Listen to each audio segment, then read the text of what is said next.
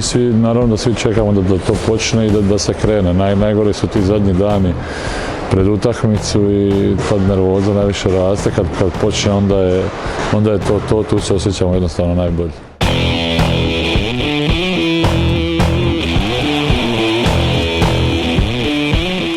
Mislim da se osjeti u ekipi. Obično to svake godine tako.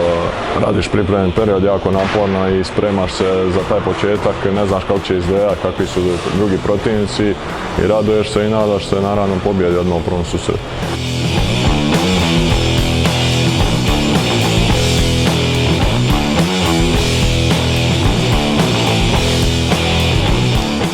Pa moja najveća očekivanja je da nastavimo kontinuitet dobrih sezona. Mislim što smo imali zadnje 2 sezone, da osvojimo prvenstvo i kup i da probamo napast taj više konačno naslaba ligu.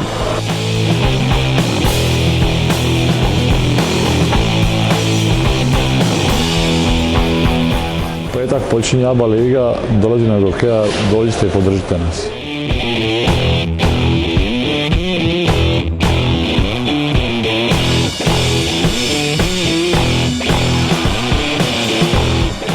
Petak, 19 sati, dolazi hokeja, vidimo se.